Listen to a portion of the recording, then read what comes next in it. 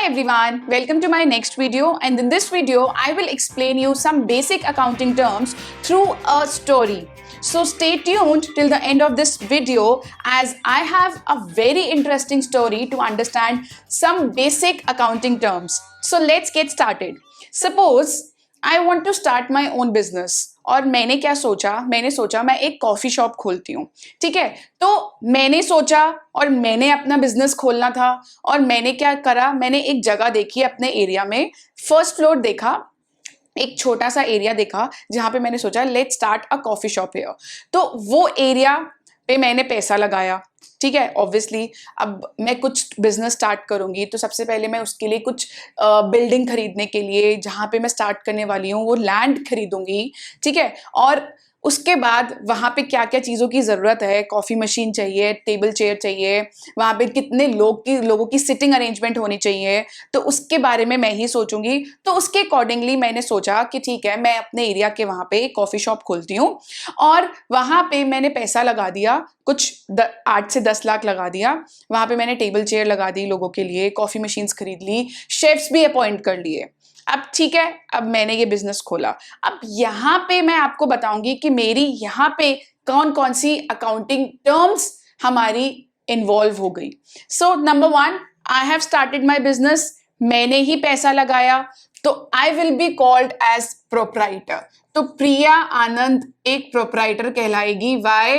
Because I have only invested money in my own business. तो वहाँ पे जो भी नुकसान हो रहा है या फिर प्रॉफिट हो रहा है, I will be the only person who will going to bear all that. So Priya Anand is now proprietor.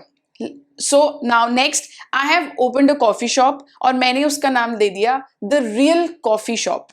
तो मेरी ये बिजनेस एंटिटी बन गई The Real Coffee Shop। अब जो भी मेरी ट्रांजैक्शंस होंगी, कुछ भी एक्टिविटीज होंगी मेरे बिजनेस में, वो द रियल कॉफी शॉप के नाम से होगी। Why? Because it is the name of my entity. तो ये कहलाएगी मेरी बिजनेस एंटिटी, ठीक है। So Priyanand is a proprietor, business entity का क्या होगी, रियल कॉफी शॉप। जो भी वहां पे ट्रांजैक्शंस होंगी वो मेरी रियल कॉफी शॉप के नाम से होगी। अब ट्रांजैक्शंस क्या होता है, like business transactions. For example, अब मेरे को कॉफी बेचने के लिए I need raw materials also. Raw material as in मुझे कॉफी बीन चाहिए, कॉफी बीन होगी तभी तो मैं कॉफी बना पाऊंगी, या पाउडर्ड फॉर्म में कॉफी चाहिए मेरे को उसमें, ठीक है। तो ये सब चीजें मेरे लिए रॉ मटेरियल है और ये सब चीजें मैं हो सकता है किसी ऐसे सप्लायर से ले रही हूं जो ऑलरेडी इन सब चीज में डील करता है या मैन्युफैक्चरर है इन सब चीजों का। तो यहाँ पे क्या हो रहा है, मैं रॉ मटेरियल खरीद रही हूं अपनी कॉफी बनाने के लिए और उसको पेमेंट कर रही हूं, ठीक है। ये तो मेरा एक एग्जांपल रहा। और हो सकता है बहुत सारे लोग कॉफी शॉप पे आ रहे हैं, कॉफी पीकर जा रहे हैं, तो और वो क्या दे रहे हैं इन रिटर्न, पैसे दे रहे हैं। तो ये सब चीजें, ये दोनों चीजें मेरी बिजनेस ट्रांजैक्शन कहलाएगी। चाहे मैं रॉ मटेरियल ले रही हूं किसी बंदे से और उसको पैसे दे रही हूं, या फिर मैं अपनी शॉप में कॉफी बेच के जो लोग हैं मुझे पैसे दे रहे हैं, वो भी मेरी एक बिजनेस ट्रांजैक्शन है। So that is the meaning of business transaction. तो in my coffee shop, the real coffee shop में जो भी बिजनेस ट्रांजैक्शन होएगी वो किस नाम पे होएगी, रियल कॉफी शॉप पे। So this real coffee shop will be called as my business entity. तो यहां पे मेरा बिजनेस ट्रांजैक्शन का भी मीनिंग इंक्लूड हो गया और आपको समझ आ गया। Any transactions related to money and it should have 2 parties involved, और वहां पे उस ट्रांजैक्शन में पैसा आ रहा है या जा रहा है, उसके बदले कोई ना कोई चीज मिल रही है। लेट्स से मैं किसी को कॉफी बेच रही हूं तो मेरे को पैसा आ रहा है, तो it has 2 aspects, coffee the and पैसा आया, ठीक है। और यहां पे एक आइटम मेरी डेबिट होगी, एक आइटम क्रेडिट होगी, as per dual aspect of accounting system, as per double system of accounting, जो मैंने अपनी लास्ट वीडियो में ऑलरेडी आपको एक्सप्लेन कर दिया है। So that is why business transaction should have 2 parties, और डुअल एस्पेक्ट होता है, डेबिट होता है, क्रेडिट होता है, और 2 चीजें इन्वॉल्व होती हैं, कुछ देकर लेना है।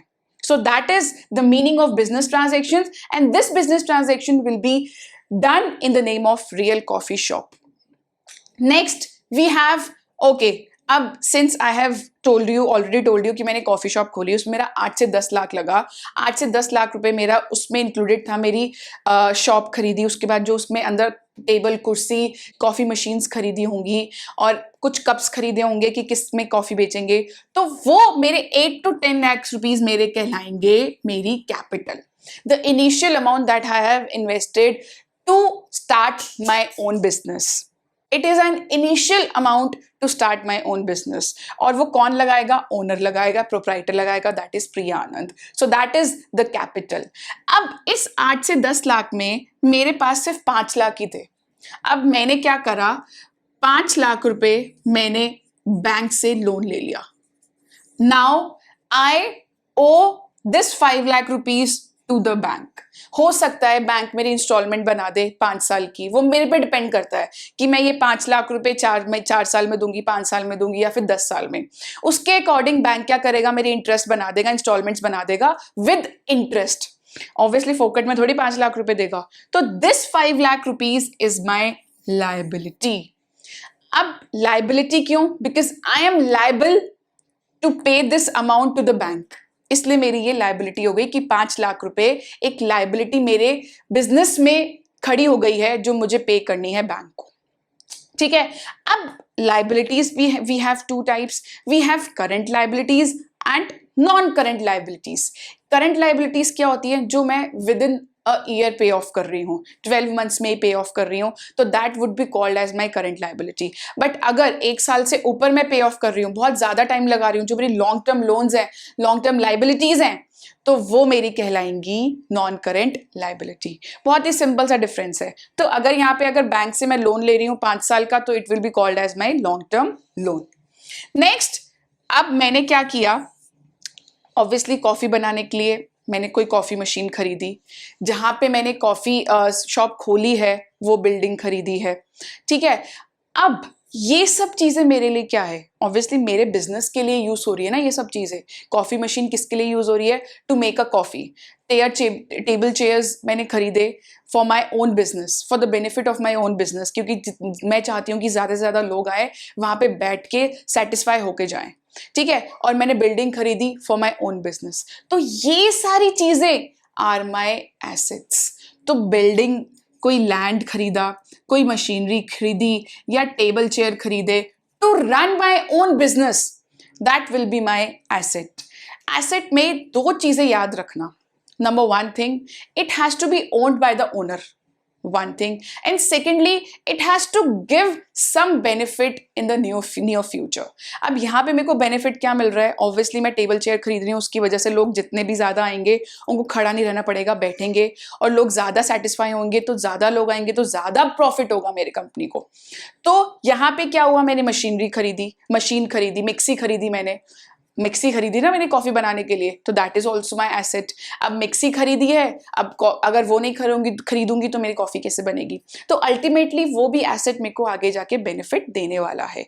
So that is my assets.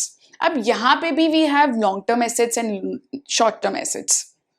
अब we have current assets and non current assets. अब करंट एसेट्स क्या होते हैं? जो एक विद इन अ ईयर जिनको मैं कैश में कन्वर्ट करवा सकती हूँ। और नॉन करंट एसेट्स में we have fixed assets. For example मैंने एक और लैंड खरीद के एक और टॉप फ्लोर भी खरीद लिया, सेकंड फ्लोर, थर्ड फ्लोर भी खरीद लिया मैंने, तो यहाँ पे मेरा लॉन्ग टर्म एसेट, मतलब लंबे टाइम के यूज के लिए होगा मेरा ये, जो मैं बहुत इजीली उसको बेचने नहीं वाली। क्यों? क्योंकि मेरे अगर बिजनेस एक्सपैंड करना चाहती हूँ मैं अपना कॉफी शॉप, तो मैं सेकेंड फ्लोर वाला भी खरीद लूंगी, थर्ड फ्लोर भी खरीद लूंगी मैं। तो इससे क्या होगा, ये मेरा कहलाएगा लॉन्ग टर्म एसेट। ऐसे ही कुछ फिक्टिशियस एसेट्स होते हैं हमारे, कुछ टैंजिबल इंटैंजिबल एसेट्स होते हैं। फिक्टिशियस एसेट्स में जैसे कि एडवर्टाइजिंग एक्सपेंस होता है। अब मैं अपनी कॉफी शॉप का एडवर्टाइजमेंट दे रही हूँ, ठीक है, बहुत सारे बैनर्स लगा दिए मैंने अपनी कॉफी शॉप के। अब जो बैनर्स लगाए हैं उसमें कुछ एक्सपेंस लग रहा है, उसमें कुछ खर्चा हो रहा है, but it will be my asset. क्यों एसेट? क्योंकि ये एडवर्टाइजमेंट की वजह से बहुत लोगों को पता चलेगा मेरे कॉफी शॉप के बारे में, और उसकी वजह से बहुत सारे लोग मेरे पास आएंगे, and ultimately it will B benefit for my own business coffee shop के लिए। तो इसलिए इन सबको हम एसेट्स बोलते हैं। Next we have expenses. Now expenses and expenditure में क्या फर्क है? अब expenditure can be capital expenditure and revenue expenditure, and एक डिफर्ड रेवेन्यू एक्सपेंडिचर भी होता है। अब सबसे पहली चीज कैपिटल एक्सपेंडिचर क्या होता है? जो पैसा, एक्सपेंस मीन्स खर्चा, जो मैंने खर्चा लगाया है एक लॉन्ग टर्म इन्वेस्टमेंट के लिए। लेट्स से मैंने कोई सेकंड फ्लोर खरीद लिया, 5 लाख का खरीदा लेट्स से, तो मेरे 5 लाख रुपीस वो मेरे कैपिटल एक्सपेंडिचर होंगे और वो कैपिटल एक्सपेंडिचर मेरे जाएंगे बैलेंस शीट में। Next revenue expenditure, for example मैं रेंट दे रही हूँ, सपोज मैंने रेंट पे ले लिया अपना एक फ्लोर, ठीक है, इलेक्ट्रिसिटी बिल दे रही हूँ, सैलरी पे कर रही हूँ, तो जो एक्सपेंस मैं डे टू डे एक्सपेंसेस कर रही हूँ to run my business, that will be my revenue expenses. Deferred revenue expenses क्या होते हैं? जैसे मैंने एडवर्टाइजिंग के लिए बोला कि वो एडवर्टाइजमेंट में मैंने कुछ पैसा लगाया, वो एसेट तो है obviously, but it will be called as my deferred revenue expenditure. क्यों? क्योंकि हो सकता है कि मेरे को अपने एडवर्टाइजमेंट पे पैसा 1 साल नहीं 2 साल 3 साल तक लगाना पड़े। 3 साल के लिए मैं अपनी शॉप की प्रमोशन दे रही हूँ, तो ऑब्वियसली अगर मैं प्रमोशन दे रही हूँ किसी टीवी पे या एड बना रही हूँ, तो मुझे जितनी बार जितने टाइम के लिए मैं वो एड शो करना चाहती हूँ उतने मेरे को पैसे पे ऑफ करने पड़ेंगे। तो I will have to write off these expenses for more than 1 year. Write off means मुझे अपने बुक्स ऑफ अकाउंट्स में शो करने पड़ेंगे, एंड ये कहाँ शो होते हैं? प्रॉफिट एंड लॉस अकाउंट में। जो रेवेन्यू एक्सपेंडिचर भी प्रॉफिट एंड लॉस अकाउंट में शो होते हैं। सो एक्सपेंसेस में भी नॉर्मल एक्सपेंसेस, रेंट हो गया, इलेक्ट्रिसिटी बिल हो गया, मैं अगर कॉफी शॉप का अपना इलेक्ट्रिसिटी बिल भर रही हूँ, रेंट सैलरी दे रही हूँ अपने एम्प्लॉइज को, ये सारे मेरे एक्सपेंसेस होंगे। तो basically revenue expenditure and expenses are same. क्यों? क्योंकि ये दोनों ही प्रॉफिट एंड लॉस अकाउंट में जाते हैं। मैंने बहुत थोड़ा सा इजी करके एक्सप्लेन करा है। मेरी वीडियो देखने के बाद अगर आप बुक खोल के लर्न करोगे आपको बहुत इजीली समझ आ जाएगा। तो अब क्या हुआ?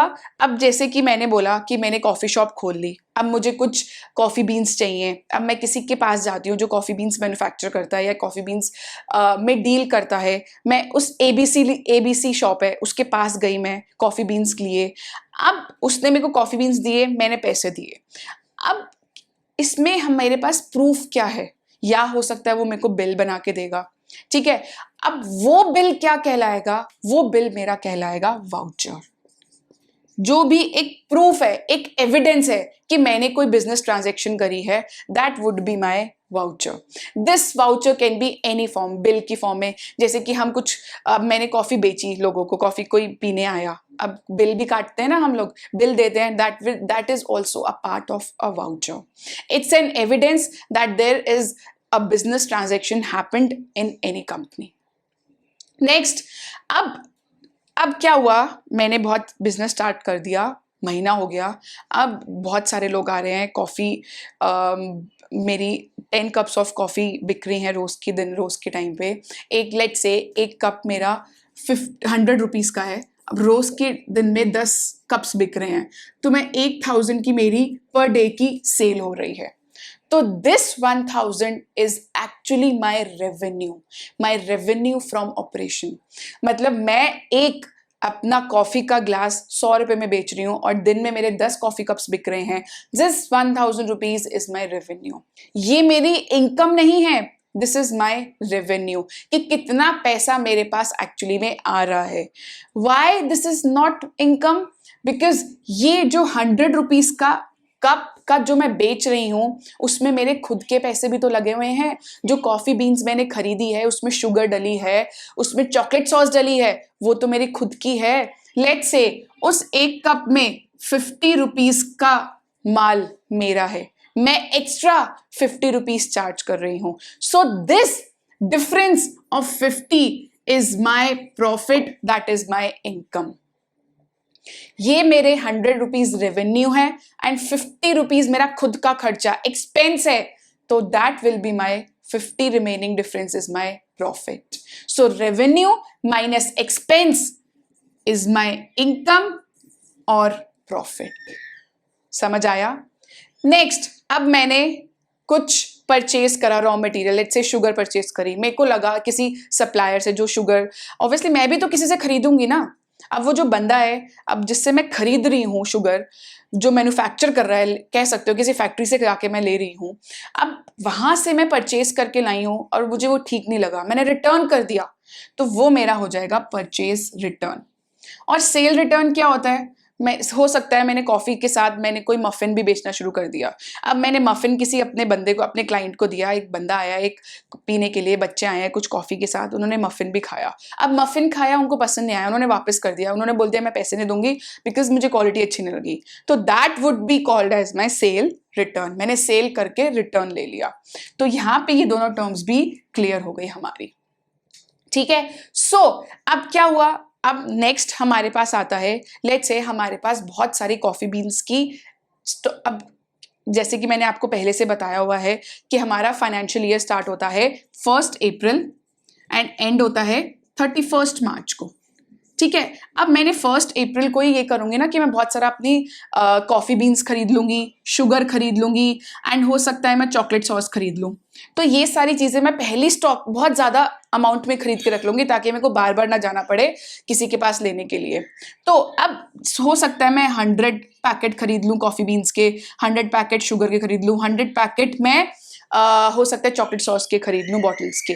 अब ईयर एंड में अब ये 100 से बचकर मेरे पास हो गए लेट्स से 10 पैकेट मेरे पास फिर भी बचे हैं।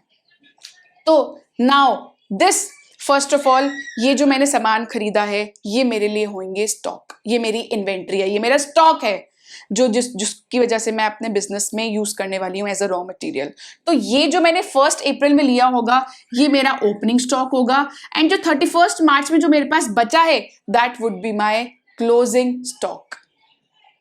और जो 90 लग चुके हैं वो मैंने ऑब्वियसली रेवेन्यू कमाया होगा उसमें से। सो that is the difference between opening stock and closing stock. जो ईयर एंड में 31 मार्च में मेरे पास जो बाकी का स्टॉक बचा है that would be called as my closing stock. ठीक है। बिजनेस ट्रांजैक्शन में बता चुकी हूं। अब बैड डेट क्या होता है? सपोज करो अब मेरे एक और कंपनी है, या हो सकता है कि कोई बंदा है, किसी ने मेरे को बोला कि यार मेरा, सपोज करो मेरी एक फ्रेंड है, उसने भी अपनी एक कॉफ़ी शॉप खोली, उसने बोला कि एक काम कर, तेरी कॉफ़ी शॉप तो बहुत अच्छी चल रही है, तो मुझे थोड़े से पैसे उधार दे दे। और उसने मुझसे 2 लाख रुपए मांग लिए उधारी में, और उसने बोला कि मैं तेरे को 6 महीने के बाद दे दूंगी। बट क्या हुआ, उसने मेरे को 6 महीने के बाद पैसे नहीं चुकाए, तो मेरे लिए वो एक लॉस हो गया, और वो मैं राइट ऑफ कर दूंगी अपने बुक्स ऑफ अकाउंट्स में। राइट ऑफ मतलब मेरे को शो करना पड़ेगा as a loss in profit and loss account. अब लेट्स से मेरी फ्रेंड थी मिस पूजा, और अब मिस पूजा जिसने मेरे से पैसे लिए हुए हैं 2 लाख रुपए, वो मेरे लिए हो गई डेटर। क्या हो गई? डेटर। यहाँ पे बी साइलेंट होता है, remember this thing. Debtor means जिससे हमने पैसा लेना है। मिस पूजा जो मुझे उधारी पे पैसे लेके गई थी वो मेरे लिए एक डेटर है। अब क्या हुआ, ठीक है, साल हो गया। अब नेक्स्ट ईयर क्या होता है, मैंने सेम अपना स्टॉक खरीदा, 100 कॉफ़ी बीन्स खरीदे पैकेट, सॉस खरीदी, उसके बाद मैंने शुगर भी खरीदे पैकेट्स। अब 7 महीने बाद मेरा स्टॉक ख़त्म हो गया। अब मुझे स्टॉक और ख़रीदना है उसके लिए, बट मेरे पास पैसे नहीं है। मैं अपनी दूसरी फ्रेंड के पास जाती हूँ, लेट्स से मिस्टर राज मेरा एक फ्रेंड है, उसको मैं जाके बोलती हूँ कि प्लीज़ मुझे पैसे उधारी पे दे दे। उसने बोला चल ठीक है तू ले ले, तो मुझसे 3 लाख रुपए ले ले। तो he gave me 3 lakh rupees. अब सबसे पहली चीज़, वो 3 लाख रुपए मेरे लिए लाइबिलिटी है ना मेरे लिए, क्योंकि आई am liable to pay 3 lakh rupees to Raj, mister Raj. अब बट ये मिस्टर राज कौन है? अब मिस्टर राज मेरे लिए हो गया क्रेडिटर। क्या हो गया? क्रेडिटर।